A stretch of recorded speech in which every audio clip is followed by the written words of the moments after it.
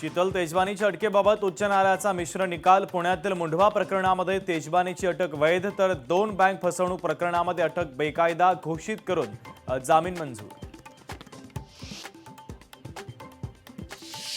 रोजगार सेतू ॲपचं मंत्री मंगल प्रभात लोढांच्या हस्ते लोकार्पण। या ॲपच्या माध्यमातून महाराष्ट्रातील हिंदू तरुणांसाठी रोजगार उपलब्ध होणार।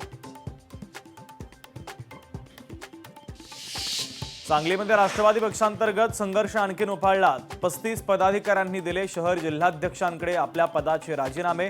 मनमानी कारभार केल्याचा थेट शहर जिल्हाध्यक्षांनी केला आरोप। अमरावतीच्या खोडगाव येथे महावितरण कार्यालयाच्या परिसरामध्ये शेतकऱ्याचा आत्महत्येचा प्रयत्न। शेतातील वीज पुरवठा खंडित होत असल्याचा आरोप। छत्रपती संभाजीनगरमध्ये महात्मा बसवेश्वरांची जयंती साजरी। दुचाकी रॅलीने शहरामध्ये जल्लोष। मंत्री संजय शिरसाट, अतुल सावे यांची उपस्थिती।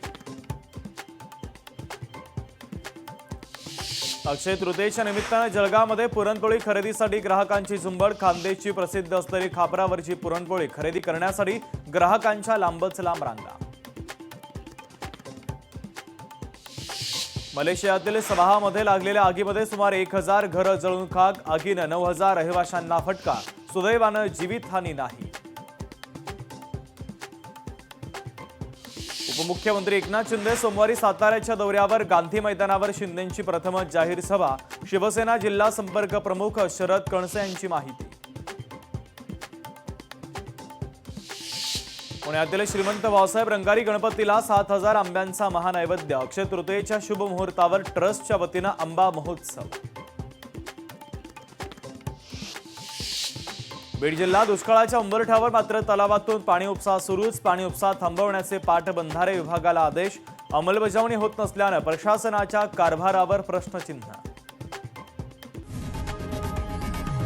लोकशाही मराठी ऐका, पहा, जागरूक रहा।